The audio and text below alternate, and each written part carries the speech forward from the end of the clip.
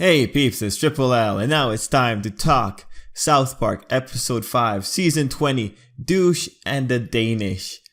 So, this episode it made fun of Trump in ways only South Park can, and it did a few things. Overall, I did not think this was the funniest episode, so a lot of the top moments for this episode, the highlights, are really going to reflect things that I just thought were more interesting on thematic basis, or just along not so much funny but more, oh yeah, that's a good point kind of thing. And South Park usually makes good points.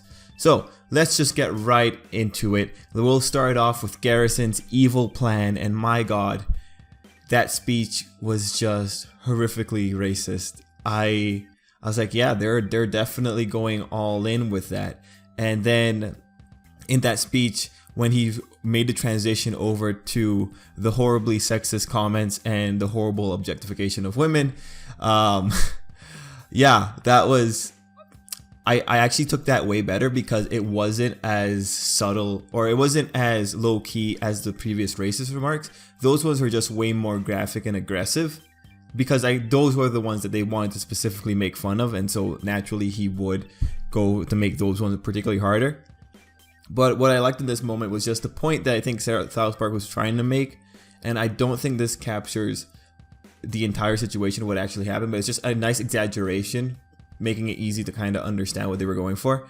Just that while people might have cheered on his particularly racist remarks, they drew the line when it became more personal, when it became about the women. And so it's a very interesting point, and I do wonder if that is that modeled nicely in society today, like when all the stuff about Donald Trump's allegations of things against women, did people who support him actually start abandoning ship as hard as South Park's Garrison had it? It's a very interesting point, and that's why it's the first moment to start off. The next moment I very much enjoyed was Gerald's manipulation of the internet, or rather manipulation of social justice warriors. Let's face it, when he was describing what he was doing, it was absolutely savage in that he would instigate one particular group, have that group come in and be so annoying that another group had to form to counter that group, and then you had two giant mobs of people. Look, I think that's pretty much what happens with social justice warriors on the internet, or just those people whose first instinct is to jump in and defend something, even if it might be a hoax, or even if they might not have the full story. I'm not gonna give my opinions on that actual phenomena when it does happen in real life, but it was just very interesting to see that's the perspective that the South Park creators kept in mind when going in with Gerald, because that's relatively sophisticated. That's something that could only occur in the internet age, like manipulating people into arguing with other normal people. That's really devious. That's really devious. Let's also appreciate that in that shot, Gerald started off with his wine. He's back to his horrific ways of being a troll. The next moment I very much enjoyed was Gerald's morning wake up when Dildo Schwaggins shows up at his bedroom door to pretty much hang out with him. Now, the reason I like this moment is because, like, prior to this moment, we had a little character moment with Dildo Schwaggins about how his mother was a dwarf, or a little person, and his father had gigantism, and his mother wanted to marry him so that Dildo could come out normal. And then Gerald laughing. I actually felt really bad for the character, because Gerald's there laughing or trying to hold back his laugh. And then when you get this scene, it's like, it seems so innocent, right? These guys are in their pajamas. They go downstairs.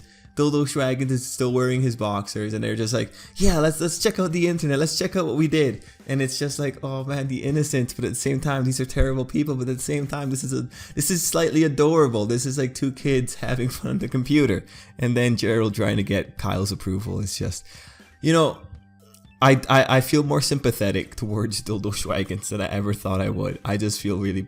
It's adorable. It's adorable that he came to Gerald's house and sat down with him. Man, like, that's adorable. Anyway, the next moment I enjoyed, and just because this is a moment that's probably going to establish the rest of the season for us, was effectively Randy coming to the conclusion of, or showing us what was the conclusion of the whole memberberry plot, or what exactly caused all this to spiral out of control. And when they reveal that the crux of the problem is really the new Star Wars sucked. That's the reason that everything is out of control. That's the reason people want to go back to the good old days, or the illusion of the good old days, because Star Wars sucked. And then Randy makes those natural jumps to what brought down the Romans, and then we get tied back into J.J. Abrams and his Make Star Wars Great Again hat.